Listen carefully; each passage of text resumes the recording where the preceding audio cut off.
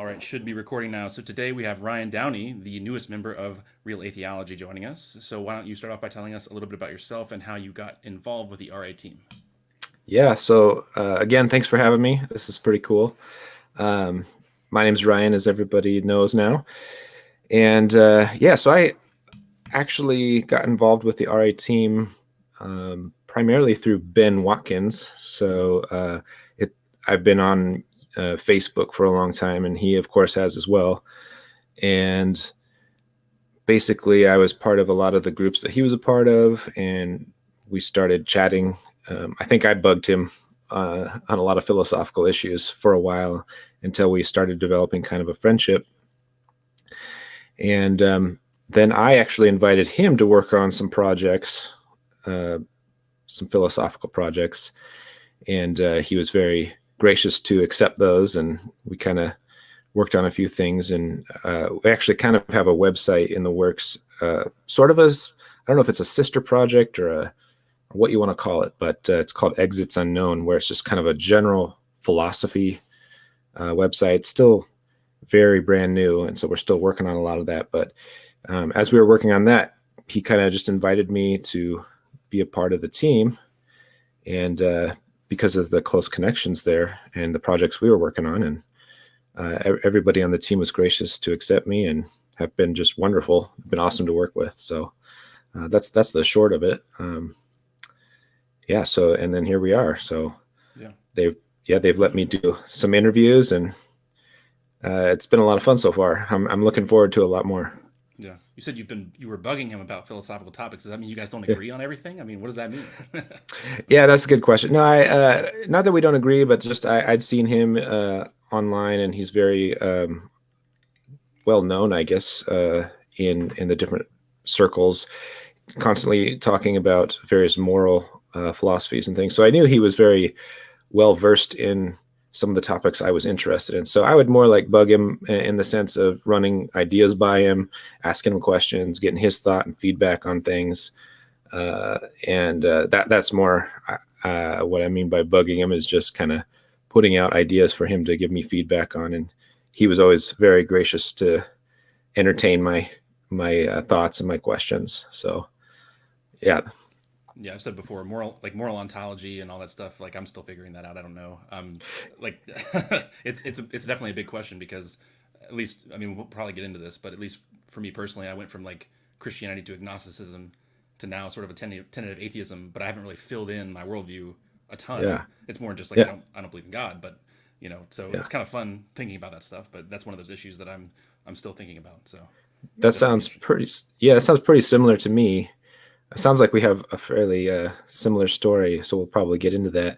But I think I've told Ben this before, that I'm a mathematician, and so I of course do a lot of studying with mathematics. But I've told Ben that I think moral philosophy might be harder than mathematics. So I agree with you. I haven't quite.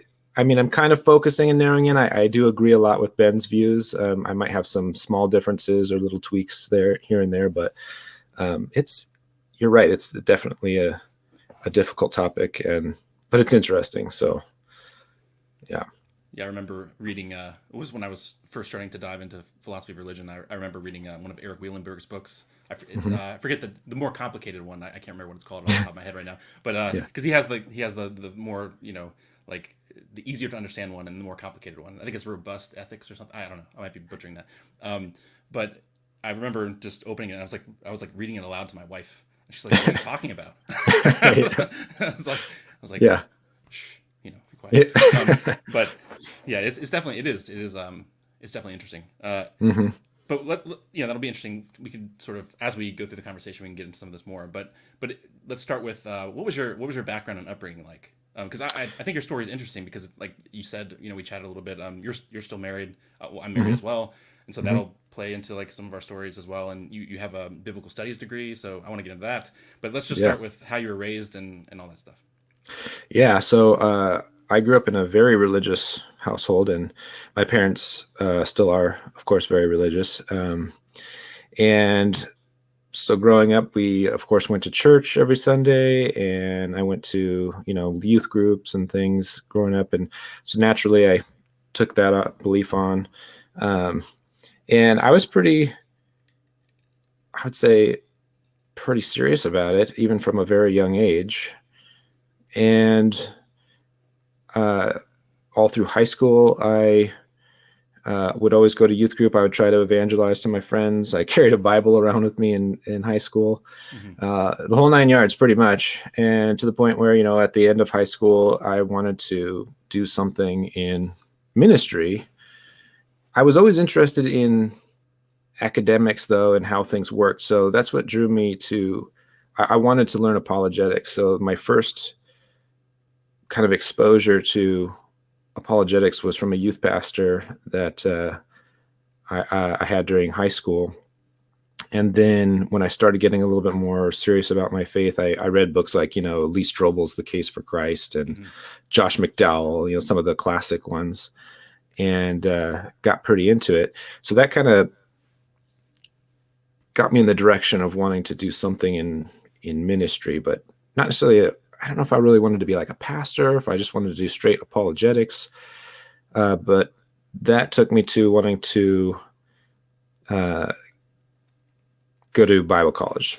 So I went to Moody Bible Institute, which their main campus, for anyone in the audience who isn't familiar with them, their main campus is based in Chicago. But they did have a satellite campus where I live, so I actually went there. I was kind of a homebody, so I wasn't necessarily looking to travel all the way across the United States. But I went to the Moody Bible Institute there, got my undergrad there, like you said, in biblical studies. And it was kind of towards the end that I started developing some doubts. The more I researched and things, the deeper I got into apologetics, which brought me into, of course, contact with atheistic arguments. And I actually spent a lot of time arguing with atheists online for a while. It was kind of the reverse. And so at that point, I was kind of going through a little bit of, I'd have periods of doubt a little bit, and then I'd read a book, like The Case for the Creator, and feel better. And then it kind of went on. So towards the end of my, and I guess I should say too, I got married kind of middle end of my degree process there. And so then I started having those doubts, but I graduated still with my faith, and I actually was a youth pastor for a little while. Not at all fun. I don't have the right personality for that. I don't know if you went to youth group growing up, but youth pastors seem to have a very particular kind of personality. And just, that wasn't me. So, believe it or not, that was. You didn't wear skinny jeans and play the guitar? Or? I do play the guitar, but I wasn't just, it took so much energy for me. I'm actually pretty introverted. And it was too much energy for me. I couldn't handle it. So, so whether I was a Christian or not, I knew I didn't want to do that. After that point, I started getting into philosophy more. In fact, I took some philosophy classes at my community college while I was in my program, because they have some electives you can do, and they had a thing where you could fulfill some of those at the local community college as well. And so I took philosophy classes there, and that really started getting me very fascinated with just the different philosophical topics, and I was very thirsty for knowledge and understanding. And so I kind of had plans to go on to study full-fledged philosophy, but I was also starting to get into mathematics at the time, just because philosophy, the logic side of philosophy, the analytic side of philosophy kind of, sparked that interest in me, kind of a love for that analysis, and math is just very obviously analytical. And so I was wanting to study both of those things, but there was kind of not a real way to pursue my philosophy at the time. So my wife kind of said, hey, why don't you do math first, study that. And so I was all right, well, let's do that. Right. There was a university nearby. that offers programs in mathematics. So I did that. And it was pretty much, I would say, again, kind of halfway through my program that I really started developing heavy doubts, started questioning a lot of the doctrines of Christianity a lot more. A lot of the problem of evil was a big one for me that I really couldn't address very well. And I remember asking or praying just very fervently for God to show himself to me, right? To reveal himself to me. It wasn't something I wanted. I didn't want to lose my faith, actually. It was a very painful process, especially because my wife's a believer. My parents are believers. Her parents are believers. Like, all of our family is believers, so it's like a very personal thing, and with lots of connections there. And I remember just praying a lot, and I've never been one that would say I have like those. A lot of people say they feel God. A lot of people in the church are very emotionally connected, or they'll think that they feel God, or God speaks to them in various ways. I never really could relate to that so much. I always felt like that was something I wanted, but I was always on the outside looking in. When people would talk like that, I always kind of felt that God was somewhat distant, even when I was a strong believer. And so, the hope was that by seeking God and praying fervently, there would be at least something, some kind of answer. But I never received anything, and I just started thinking to myself, what's more likely? If God weren't real, this is exactly what I would expect, just nothing, no response, worsening doubts and stuff. If God is real, maybe there's some weird, bizarre plan that's way beyond me. But it just seems too strange. And so eventually it just got to the point where I couldn't maintain the belief anymore. And I just remember kind of sitting in my office one day and being like, I don't think I can say I believe in God anymore. Like, just kind of that last thread of faith just sort of snapped. And I just sort of remember that moment. And it was a strange feeling. And I told my wife about it. And of course she was very gracious about it. Of course it made her sad. But thankfully she's not one of those more, I don't want to say crazy Christians, but thankfully she's not one of those more crazy Christians. Yeah. That's interesting though, because I feel like a lot of people, like you said, like, well, you can kind of get stuck in a circle where it's like, well, maybe it's just me. Maybe there's something wrong with me. That's why I'm not experiencing. And then, but eventually you kind of need to step outside the bubble and just be like, well, maybe it's not real. Like, maybe the Holy Spirit's not real. Like, exactly. I feel like that's one of those things where, the advice would just be like, well, just keep pursuing God and like, all this. It was like, what if we step back and just question whether the Holy Spirit even exists? You know what I mean? Yeah. It sounds like what you're sort of describing. Absolutely. And I think a big thing that kept me in for a while was just the sheer fear of hell. So I am diagnosed with some OCD, and so I tend to obsess over certain things, and that's like one of them, So for someone with OCD, this idea of, well, if you don't get this right, you could go to hell, that was like something that my mind would obsess over. And of course, that's a scary thing, for someone who's convinced that that's a real possibility. And so for the longest time, it was sort of trying to quell those doubts, just because, I was scared, like, I don't want to go to hell for eternity, and so, but eventually my doubt just became so powerful. I knew I couldn't maintain it. And then now that's a kind of a big part of my, when I talk to people, usually I'm pretty gracious, or I try to be very gracious in conversations with people, especially in general philosophy. Hell is a big one for me, though. That's one I'm ready to fight about. I think it's completely, I think it's one of the most obviously immoral things that's part of Christianity, but it's strange to me how a lot of people, that's an important part of Christianity for them. And so that's one, yeah. You just don't believe the biblical gospel. That's all. Right. Yeah. Go ahead.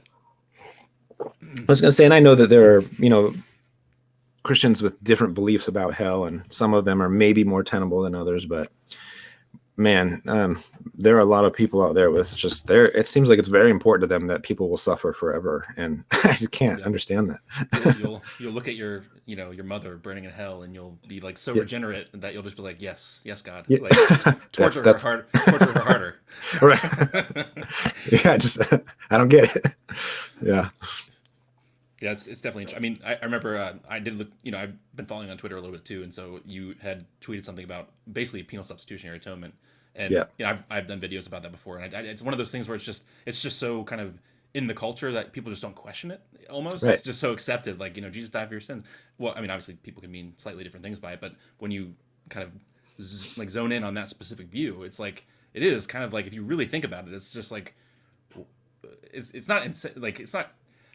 I don't want to be mean, but it is like people are trying to, like, I don't know, glamorize something that's like a trash heap, basically. Like, you're just trying to like spray paint. You know what I'm saying? It's like this is completely immoral, and you're just being like it's almost like oh, Jesus saved me, and like, so because you're so happy you're saved, you just overlook all the logical and moral sort of problems with that view because you're just so happy that, like, you don't have to go to hell, or like you Right. feel emotionally connected or something. I don't know. That's my Yeah. It's a little speculative, but it just Yeah. seems to me what's going on. No, I think I can agree with that. And I can't imagine, like, what do you think would be evil? Like, what is it that a being would have to do to somebody to be considered evil, in your opinion? I can't think of anything worse than spending forever suffering. Like, there's nothing worse you could do to somebody. And so I think there's a disconnect, like you're saying, with people. And,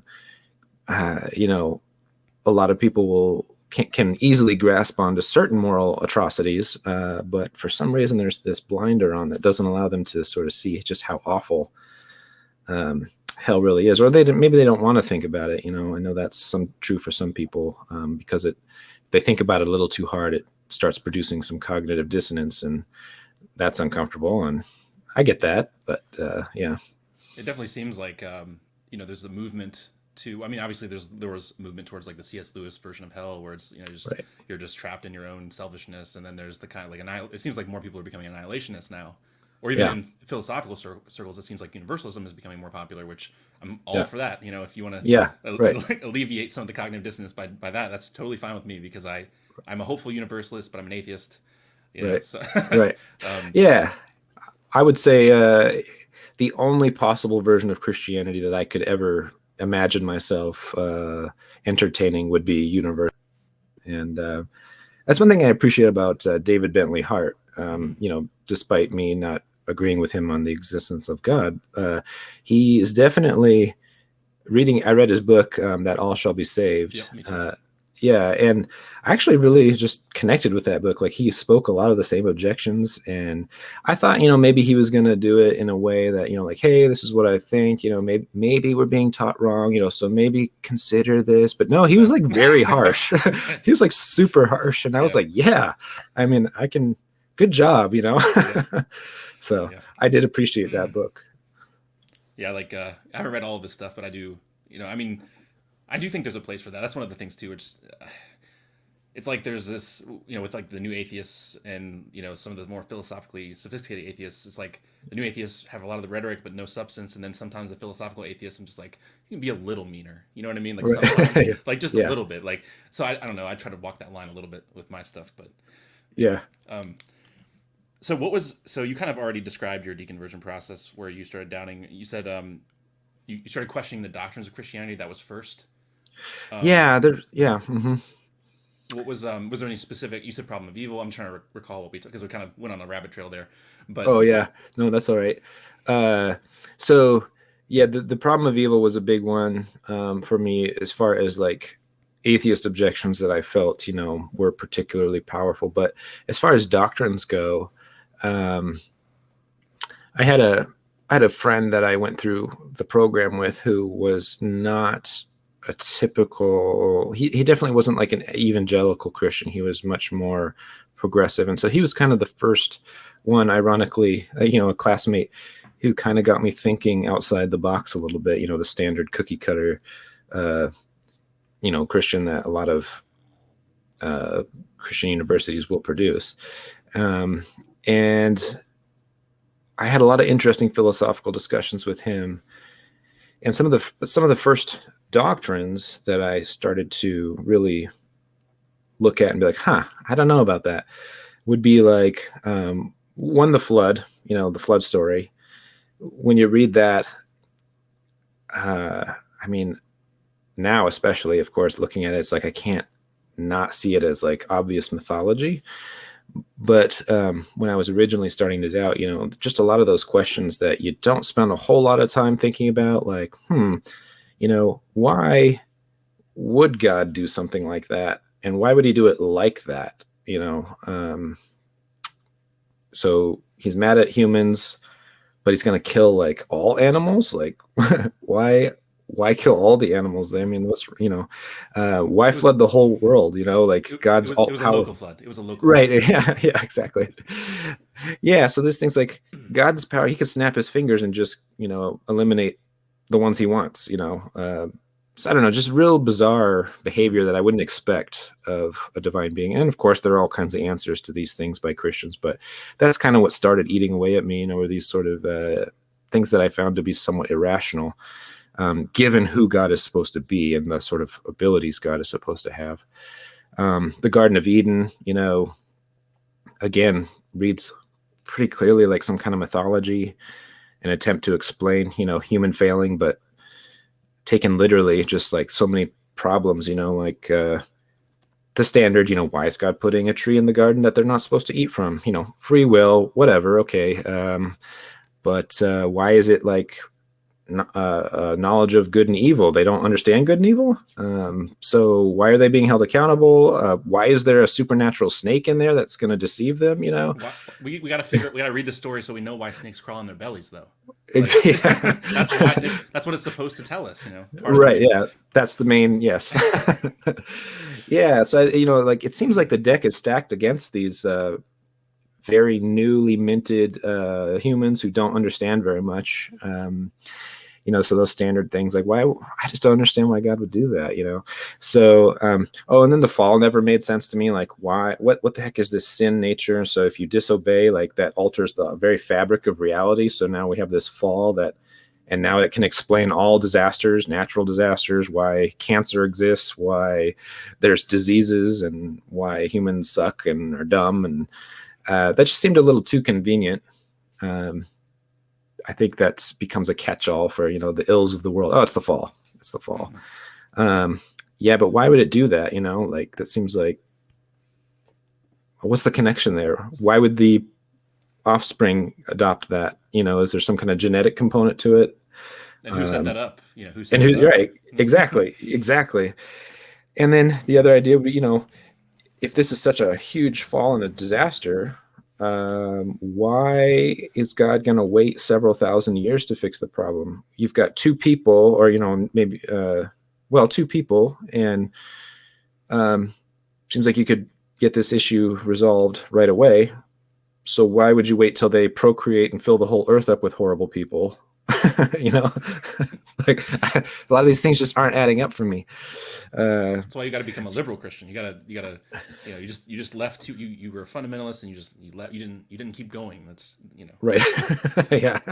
So, yeah, and then even getting to, so that was kind of the start, and then it kind of cascaded from there, and then the whole atonement wasn't making sense to me anymore. Like, okay, so we wait several thousand years for the whole world to be full of corrupt people. Apparently, the consequence of that is you're going to send them all to hell unless you do some kind of propitiation. So you send your son to this very limited part of the world, to a very small group of people. Even during his ministry, he's not super clear on what he means. They're always asking, what do you mean about this? What do you mean? What do you mean? Right? It's all parables, so it's not like clear. And then he dies and then raises from the dead, and you have to believe that. So you have to come to accept that in order to be saved. And so then that's a very important message, right? The most important message possible. So how do you get it out to the world? You start with a very small group of people and let them spread it through word. Okay, that seems like the most inefficient process ever, right? You got people all over the world who are dying every day, right, without knowing anything about this, and that's like the slowest process, and it's fallible humans who are going to, of course, distort the words because different people start having different ideas about what these things mean. And it's just like all these different things were coming into my mind, like that just doesn't make sense. That just doesn't add up, And again, people will just say, well, you didn't read enough apologetics books. I know that theologians and various Christian thinkers have answers to these things, but I've never heard like very good answers to these things that really answer the fundamental problems that arise from these issues. So so a lot of those just kept getting eaten away, and then, like I said, as I ran into bigger positive arguments against Christian belief, like the problem of evil was a big one. Even like evolution was a big one for me, coming from a conservative background, because evolution for conservatives is super evil. So evolution. Right. Exactly. Yeah. Yes. That was, learning more about that and being like, oh, okay. So I guess it's not like so easily disproven. It's not like Kent Hovind. You could just, oh, that's dumb. Disproven. Yeah. So learning more about that, I'm like, oh, okay. So I guess there is a case here to be made. And so a lot of those things were just sort of eroding away my belief at the time. And like I said, it just kind of came to a head at one time, and I couldn't maintain it anymore. So did you go right from Christianity to atheism, or was there like agnosticism period sort of, or was it like, what was your process in that specific, like was atheism pretty quickly after you deconverted from Christianity, or? Yeah, I want to say it was probably more agnosticism first, or I wasn't convinced that there was a God. I wouldn't say necessarily that I knew there wasn't, but I certainly couldn't accept belief in God anymore. Even now, I'm a little hesitant to like say, oh, I'm an atheist, just because I don't want to. I guess one thing coming from Christianity, I don't want to label myself too much to the point where it becomes like a camp or a team that I play for. Like I really want to know the truth, and if there is a God, I'm more than happy to figure that out. And that's something I would love to come to know, because I love learning about the nature of reality. And so I don't want to be like wedded to a team so much, so to speak. But I mean, yeah, if you ask me, does your current position qualify as atheism? Yeah, it does. I'm not like a hard atheist. There's all these debates about what atheism means these days. I don't know. Did you see the current thing with Aaron Ra on Twitter? Yeah. And yes, those are goofy debates. Godless Engineer of all people, quote tweeted that and like made a Breaking Bad reference. I don't know if you've seen Breaking Bad. Where like Hank, he has the rocks. And he's like, they're not rocks, they're minerals. And he basically said, rocks aren't atheists or whatever. But it was just kind of funny. Like it's his comment is receiving ire from multiple sides, so it's right. It is interesting, yeah. But yeah, I want to say too, like for me, Bible issues were really central, at least for deconverting from Christianity. And I remember it wasn't necessarily the flood, because I'd read the Bible probably roughly once a year since I was like 18 or 19. Oh wow, yeah. Yeah, so I was serious about that. But I remember reading, like I was like in my car before work, reading the story of Genesis, and basically the Pentateuch depicts Yahweh as very interactive, like he's intervening and like all these different things. And there's like the story of Rachel and Leah like giving their concubines to the husband, and it's like basically like what I would consider rape. It's like, here, bear my child over, and it's like Yahweh like totally silent, like that's like there's no, it doesn't say like he's endorsing it, but it's like, okay, you just intervened over and over and over here, and then you're just letting this happen over here. And I'm just like, well, maybe these are just like human stories, like it wasn't something that proved it to me, but it was just for some reason I remember that vividly. It just sort of hit me in a way where just like, maybe this is just like a product of its sort of historical context. Maybe I'm putting too much stock in this supernatural explanation of this text. But that was it for me. It wasn't. I mean, the flood. Yeah, it is. And one of the things I want to say too, as well, is like people watching this, like, well, that is kind of an annoying thing where it's like if people come from a more conservative background, they're like, well, just go a little more progressive, and that has the answers. But then, so for example, the fall. Well, even if we just talked about how like the conservative view of the fall doesn't really make any sense. Well, let's say you set that aside, and now you got evolution for millions and millions of years, before. And so Yeah. it's almost like young earth creationism in a sense, like there's no Yeah. evil, and like somehow, magically, like human decisions sort of cause all the suffering. Right. That doesn't, I'm not saying that makes sense, but in a way it's kind of easier than Yeah. like the evolutionary story that Hmm. you have a perfectly loving God sort of orchestrating or overseeing in some way. So Yeah. I don't know. I want to push back on the objection I know is happening. If there's any Christians that will watch this, is like, anyway. Yeah. Yeah. Yeah. That kind of happened as well. You're probably familiar then with like the story of um, Sodom and Gomorrah, where Lot, the angels come to their house, and all the men of the city are surrounding their house, and and one of the most horrible scenes to me was just him. They're like, we want to have sex with the guys who came over. And he's like, no, no, no, leave them alone. Take my daughters, like Yeah. do what you want with them. And that's just like hits, like that's really awful. And like, that was, the story comes off as like, that's no big deal, Mhm. And then Job was an, Different culture, biblical yeah. hospitality. They had to. The hospitality was different back then, so you got to give them a little slack. must have been very, very different. Yeah.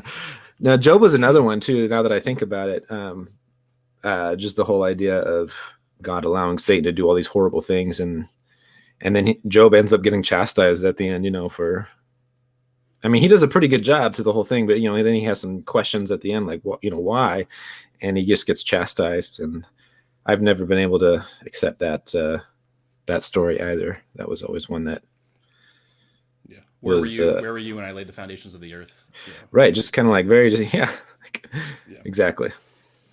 And so one of the things too was, we're both married. Kind of referenced that early. So how was this? Like you sort of hinted at it already that your wife was very understanding, but how was that process for you, like within your marriage? How did that go?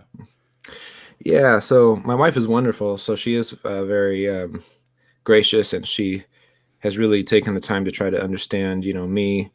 And of course, it's difficult having different positions. For some people, it ruins their marriages. And I'm thankful that I have someone who is not judgmental. She doesn't try to proselytize to me. I mean, I think she probably prays for me, and everything like that. But she doesn't try to get me converted or anything. She's very, she knows kind of where I'm at, and she understands my positions and stuff like that. So I think we have a very, we understand each other. So I try to be very gracious with her as well. I don't try to like criticize her faith.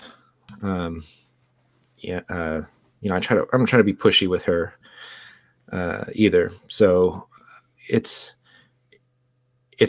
of course there's still that little bit of a tension there. It's a part of our relationship that we are on opposite sides of, and that's such a big issue like that is always, of course, at least somewhat of a challenge. So if you've got sometimes people who will be on different political sides of the spectrum, and that can cause a little bit of tension between them, depending on how where they're at. But so that's one. It's not something like we fight over at all. That's not what I'm trying to say. But it is one of those things it is a bummer to some extent that you can't share that aspect of your relationship or your life with them. But thankfully we have good discussions about it still. And so we can still at least engage each other on that level of just having some good discussions and trying to understand each other. I'd say the most difficult thing is with kids.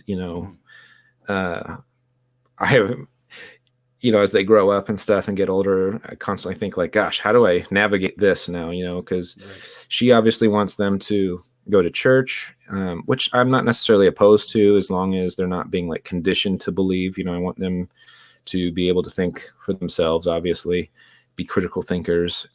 But if they come to grow up and find themselves convinced, okay, I'll talk to them about it and tell them where I'm at and why I think what I do. But I don't want to, be judgmental at all. The one thing though, I am somewhat particular about certain things. So if they go to church and youth group, I tend to always ask, like, what did you learn? And if hell comes up, like I said, I'm ready to fight on that issue. So, that's one thing, if you're teaching my kid about hell, I'm going to have to talk to you about that. So it's one of those issues where people probably underplay downplay how much of a psychological, problem that can create with someone. It's like, oh, this is just this is what we teach, like, okay. Yeah, I would say that I've suffered from psychological, like literal psychological damage from because I remember believing in hell, from a very young age, and I remember being deathly afraid of it. And given my kind of OCD and anxiety issues, I remember as a kid just being terrified, and if I did anything wrong, just being utterly terrified that I was going to, lose salvation or whatever, or go to, of course I had an unsophisticated view of faith at that time because I was a little kid, but still, it was terrifying. And to this day, even though I don't believe that it's real, it's still something that it's still something there that bothers me, and it's not something that's completely like gone away. There's still kind of that fear, even though it's not something I think is real. There's still sort of a fear there that I would say is still causing issues for me, which is why I think it's such a big issue. So there's still time to repent. Right. And that's the annoying thing that some people say, well, maybe it's God trying to get your attention. And I just want to be like, stop it. Like, what? Yeah. No, it is sort of toxic. I've said this in another place, but like my brother was very skeptical from a young age. He became an atheist when he was in high school before I did. Oh, wow. But I remember he was expressing doubts. He sort of, downstairs on the couch, and he was like, I don't think I believe in God. And he was probably, I don't know, like 11, 12 or something. And my mom and I were like panicked, like, because it wasn't him afraid of hell. It was more like, like, come on, like, ask Jesus into your heart again. Like, make sure, like, just make sure, trying to like, do some damage control there. But it's not even just for the people that are afraid of it. It's for the people that are afraid of it for other people. Exactly. That it causes that kind of thing. And then, so it's one of those beliefs where, again, we're not saying because I don't like it, it's not true. It's just one of those things like it's kind of an extraordinary claim, if you will. And so you should probably have some really good evidence to believe something like that before teaching it to children. Exactly. And stuff like that. But yeah, sort of back to the marriage thing, at least from my perspective, my experience was like initially it was actually kind of, we had some explosive fights initially. It was initially it was not good, but it kind of she's not a believer anymore. I don't think she would consider herself an atheist or anything like that. But part of it though I think has gotten better because I was the kind of husband that I would just we would try to do like I would try to do like family devotions and stuff, and she'd be like doing the dishes, and I'm like, let's do our family devotions. Let me like read from this chapter of the Bible, and she's really rolling her eyes as she's doing the dishes. So certain things have probably gotten better, in that regard, but. Yeah, it is different. It's definitely interesting how different people kind of walk through that as couples, Yeah. So. Yeah. Do you guys have kids at all or no? No, we don't. No. Okay. Yeah. That would make. Do you have kids yet, or are you planning to have kids, or? We do. We have two actually, okay. Yeah. And so it's. I mean, I'd say for the most part we're still very much on the same page, parenting style wise, so that's good. But and we've had some discussions, over certain things about faith issues.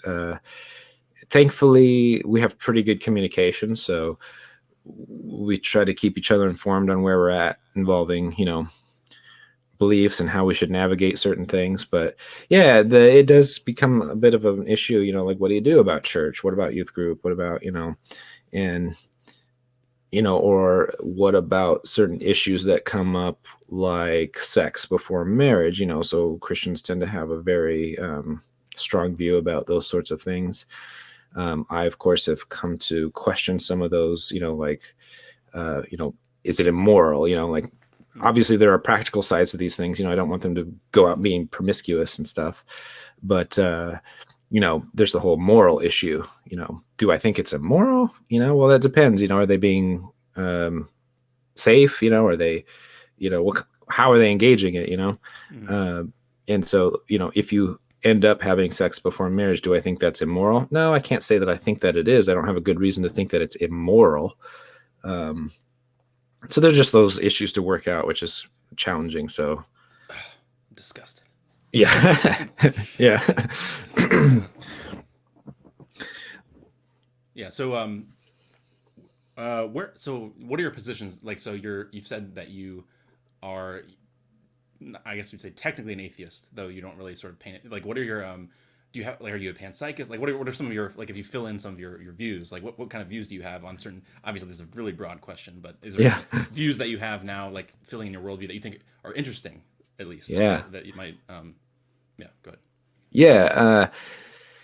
So people, what's funny too is growing up when I was a believer, worldview, the term worldview is obviously it is a term in philosophy that shows up, but I think it's more of a term that theists like. Mm-hmm. Because I remember growing up and it was all about worldviews, and everybody has a worldview, and what's your worldview, and blah blah blah. And as I grow up, I've started to think, do I have a worldview? I think I have a worldview, sort of, but it's always under construction. Like growing up, Christians always made it sound like everybody has a worldview, and that made it sound like they had definitive beliefs on everything. And then I just came to realize that, good grief, everything's so complicated. I don't know if I have like a finished worldview. But as I grown and learned more philosophy and think about more things, I've kind of developed some positions on things and revised some others. So in terms of some interesting ones, I don't know how many. I'm probably in a pretty big minority here, but given my love of math and science as well, I'm actually quite I want to say partial to, or I definitely entertain the idea of like different multiverse Mm-hmm. proposals. Some people don't like those. Some even atheists think that those are goofy positions, but I find myself more and more drawn to like some kind of a multiverse, and even sort of like a Lewisian multiverse, like modal realism is something that I've come to very much. I don't know if I'd say I full-fledged adopt it, but it's definitely a way that I lean. If I had to think of like the most probable alternative to like a god, would be some kind of modal realism. And in particular, I've recently read a book which talks about quantum mechanics as modal realism, which I thought was very interesting and seemed to be definitely worth entertaining as a good, strong possibility. In my opinion, some people would say it's purely super speculative, and it is speculative, but it makes sense to me the more I think about it. So that's kind of an interesting one I've kind of developed as I've read and thought about things and had discussions with people. You mentioned, I think did you mention panpsychism? Yeah, it's just kind of an example. Like, I don't know. Yeah, I do find consciousness super fascinating. That is one issue that I'm eager to kind of dig into more, because I find consciousness to be bizarre no matter what view you take, whether you're a theist or an atheist.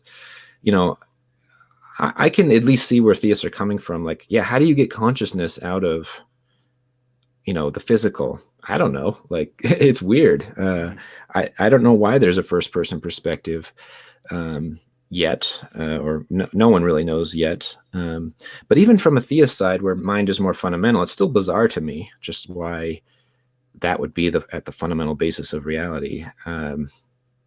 What is mind, and what would it even mean for there to be mental apart from physical? I don't know. So that's really interesting. And I think it's Emerson Green. He's been in. I know he is a big supporter, I think, of panpsychism, and I found his stuff to be interesting. And he kind of got me interested in it. I don't know if I would subscribe to panpsychism yet, but I do find it interesting. It's kind of an interesting proposal. And the other thing that makes me think that it's worth pursuing is, I don't know if you've heard of integrated information theory. Is that a term you've heard of? Sounds familiar. Like, it sounds familiar. Yeah. I'm probably going to butcher his name because I'm pretty sure it's, I think it's Giuliano Tonini. Tonini, I think is his name.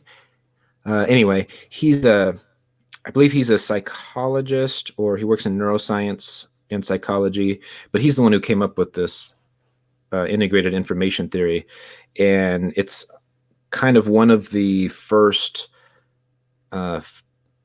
mathematical analyses of consciousness, something that could possibly be testable, at least in principle. And so I was very interested in that, like, oh, great, that's kind of right in my wheelhouse. I love math. So, and it's got conscious, we're trying to understand consciousness. And that's something I'm interested in. So I really kind of latched on to integrated information theory as something I wanted to study a little bit more and possibly, investigate it and maybe even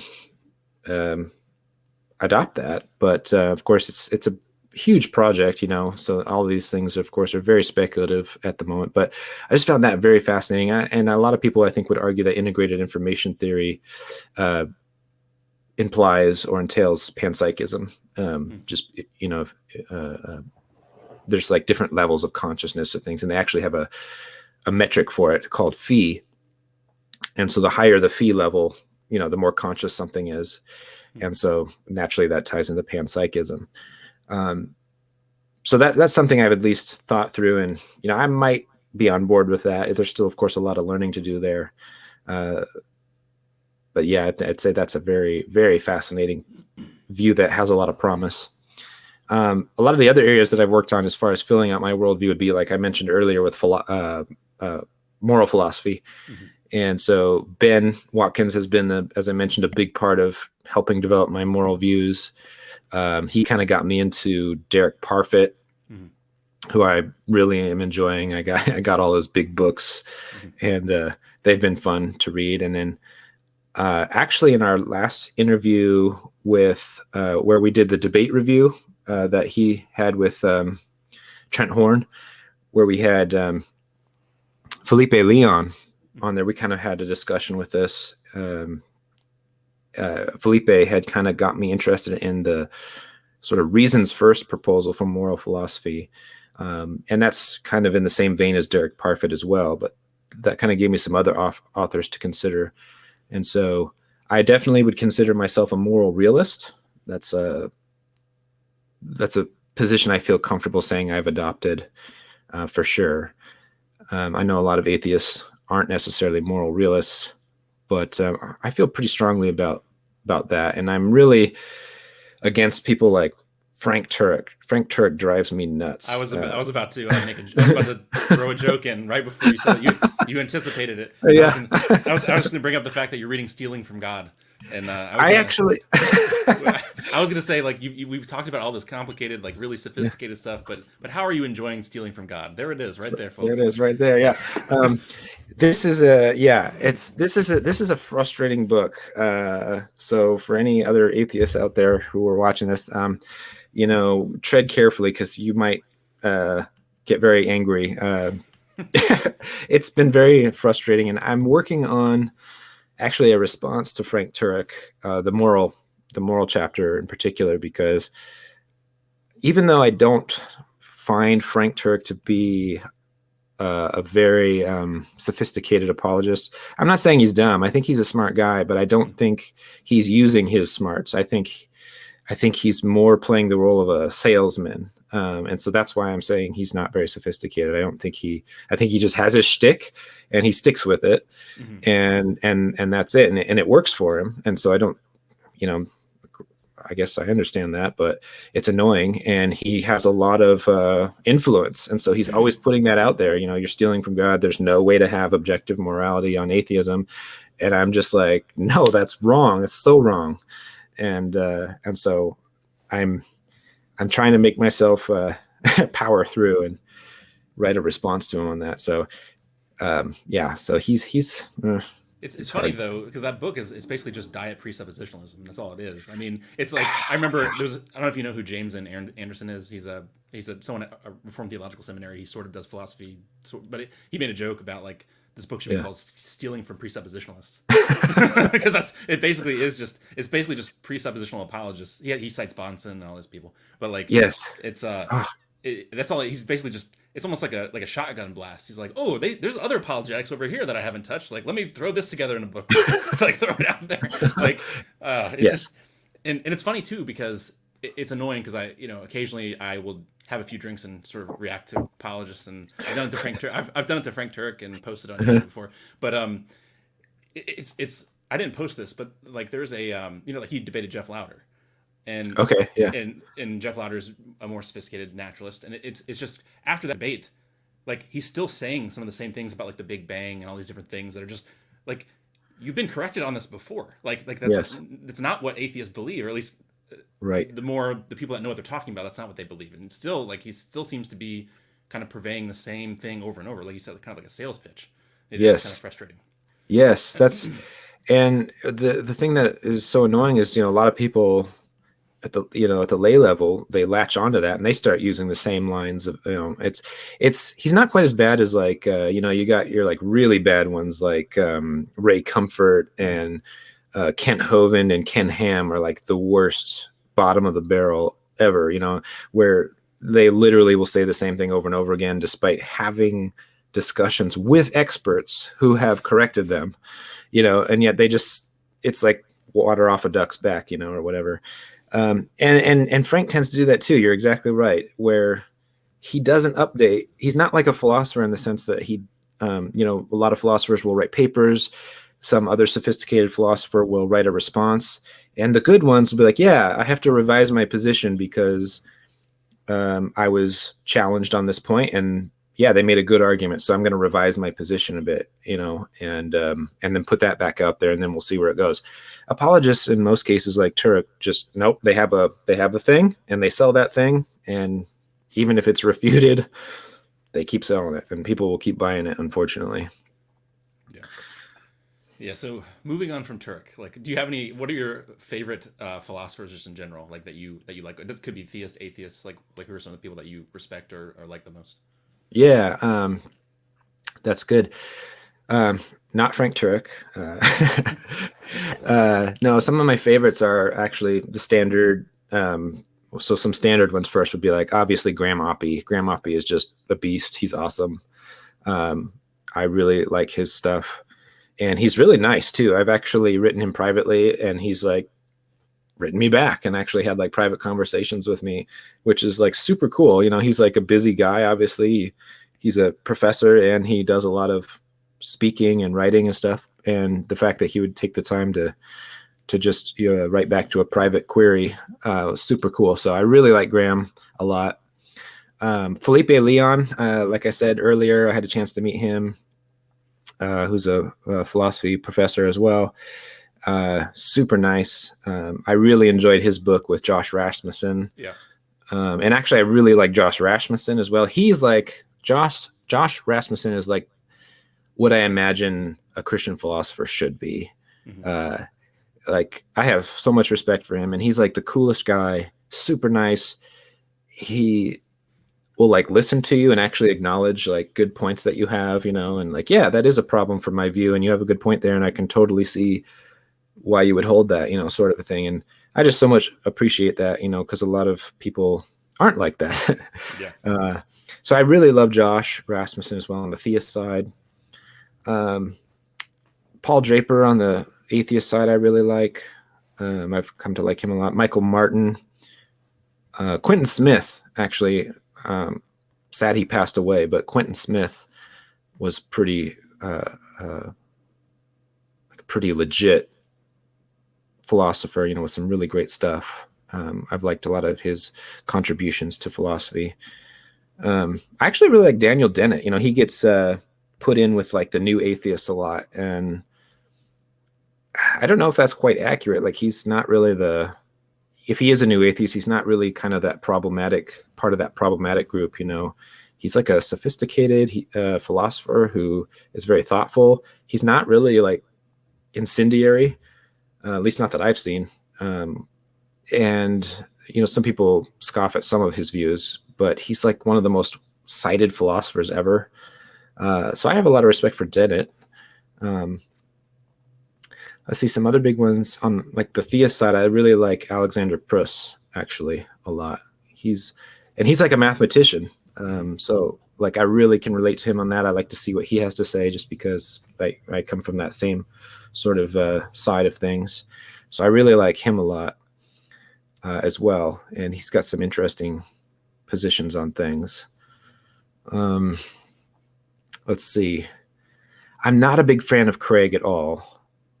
He's like a well-known philosopher, but he rides that line of apologist and philosopher, and I really think he's overrated. So I'll probably get a lot of hate for that, but I really don't like William Lane Craig very much at all. It is funny. I don't know if you watched the discussion that he had with Scott Clifton. I did watch a little bit of that. Yeah. Yeah. There's a place near, like, I don't know if it was like 3/4 of the way through, where like the apologist side like came right out. It was like, yeah. It's like, would you be willing to stand before God and like deny this like causal premise or so? I'm probably butchering it, but it's like, it was just so funny because it was like a snap of a finger. It like went from like a philosophical topic to like are you willing to stand before God and like say that? Like it made me laugh. Like I was cooking dinner and I like put my phone down. I like started laughing. It's like I get it. Like he's, from his perspective, like he's trying to win people to Christ. Like he is an evangelical. So I'm not like, for him that is showing love the way he understands it, because he's trying to save Scott Clifton. Like it's just from the context of the overall conversation to just switch to that like somewhere in the middle. It was just kind of it just was funny to me. Yeah, no, I know exactly what you're talking about, and I think I was listening to it while I was driving. I think so. Anyway, it doesn't really matter, but yeah, I remember kind of just chuckling at that. Like, it was very noticeable. It was very much a switch. Just like, oh, okay, okay, so we're there now. We're here. Okay. Yeah. But let's see. I think I mentioned Derek Parfit already. I really like him a lot. And there are a few others that I've been getting into. I just started reading Is There a God by Graham, actually, and Kenneth Pearson. Are you familiar with him at all?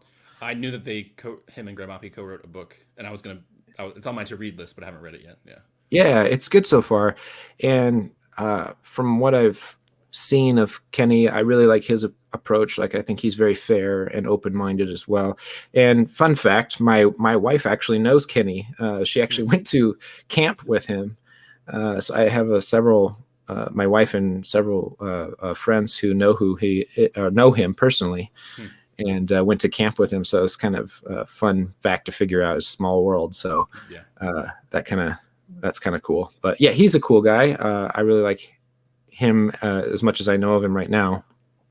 And I think you'll enjoy the book. It's good so far. And I think he has a good posture, definitely coming at it from more of that philosopher side, not so much the apologetic side, which I appreciate. It just feels more honest to me. Yeah, so that's a few. I'm trying to think of any other obvious ones. On the philosophy of science side, one that I just want to put out there that's not as well known, Mario Bunge is I like him because he's one of the few philosophers that I've ever seen who's put together an entire systematic, like, I guess what you would call an actual worldview, from like first principles all the way to ethics, like written on literally everything, and has like one unified naturalistic philosophy. And to me, that was just amazing, like an amazing accomplishment. Like a lot of people will have at least views on lots of different topics, but not necessarily fully worked out positions, like full-fledged positions on everything and all intertwined together. And Mario Bunge, who unfortunately is no longer around, has like a series of books. I think there's 8 of them on literally everything a worldview could have, tying it all together. And so I really appreciate his stuff. Again, he comes from like a physics science background as well. And I really appreciate his. I don't agree with him on everything, but I really like his perspective on things and his approach. So he's a good one for anybody out there who likes philosophy of science and stuff and wants to check out someone who should be more well known, but who unfortunately is not. We're getting close to an hour, Yeah. But I want to end on a light note. So, what are your hobbies other than like writing equations on a whiteboard and all that kind of stuff? Like, what else do you do other than read? Yeah, reading is a lot of fun. So that is a big part of my life. But yeah, as far as some other stuff I like to do, I do play the guitar. Mhm. So I've played the guitar since I was I guess when I was in school, it was junior high. Now it's middle school. But back when I was in junior high, I started playing the electric guitar. So I play the electric guitar. So I like music a lot. I don't know if I'm like super great because it's something I kind of learned on my own. So Mhm. I taught myself. So I'm okay. I'm pretty decent, but I would like to be better. Um, and that's music is fun. I like to if I had to say like any sports, I like basketball is a lot of fun, and ping pong. Basketball and Yes. ping pong Ping are a pong. lot of fun. Yes. Yes, ping pong is super fun. That's a great. It is a sport. Yeah. No, Um, I would destroy you. yeah. Yes. I don't know if I I, would. It's been a long time. I played a lot. I was in the Navy for 4 years, and so there's like, okay. I mean, when we were, I, I was in the shipyard for part of it. But anyway, I played a lot of ping pong during that time. So like Yeah. just for hobbies and stuff. So I was never Yeah. like amazing at it, but just for that kind of lay level, I was pretty good. So Yeah, I would say I kind of have a similar story. I mean, I wasn't in the military at all, but when I was going to Moody, actually, they had like a little student room, and during breaks, that's all we would do. We would go in there and play ping pong, uh, and before class, between class, after class, we would play ping pong, and kind of so through my 4 years there, same kind of thing as that's just what we would do. And I got pretty good. Similar to you, I haven't played in a while, so maybe we'd both be really rusty and yeah, wouldn't be able to get it on the table. But I like movies a lot. I'm a huge movie buff, and I have a strange fascination with horror movies. I love horror movies a lot. So I watch a lot of horror. Um, I also like to read horror books. I'm fascinated by horror books because I like to see like how scary can a book be, hmm uh, so I like to find the scariest books I can just because I don't know, it's kind of fun to compare, because movies can be, because you're kind of immersed in there with the visuals and stuff, so obviously those can be pretty scary, but with a book, it's kind of just descriptions, and so I like to see how well an author can bring that fear to life. So that's kind of a hobby of mine. um, I also am somewhat of an artist, I guess. I used to draw a lot more than I do now, but I do like sketching. Like pencil sketching is probably my go-to thing that I'm the best at. That's kind of fun. Um, what else? I think that's mostly what I do. uh, I like writing. Um, that is something I have to spend more time. Like it's not something I'll just sit down for hours and be able to do, but it is fun to, I guess I just like creating things. I like to create stuff. So whether it be videos like you do, that's why it's fun being on the RA team. I like to create stuff and put it out there, whether it's drawing a picture or making a piece of music or, anything like that. That's what I really like, is to create stuff. So it's a lot of fun being able to see an idea come to life. it's because you're created in the image of God. So, but yeah, so I think that's a pretty good place to end it. I'm gonna Yeah, go ahead and end the recording, but we can talk a little bit after because I'm just gonna end the broadcast. So, but sure. thanks again for coming on. I really enjoyed the conversation. Yeah, thank you.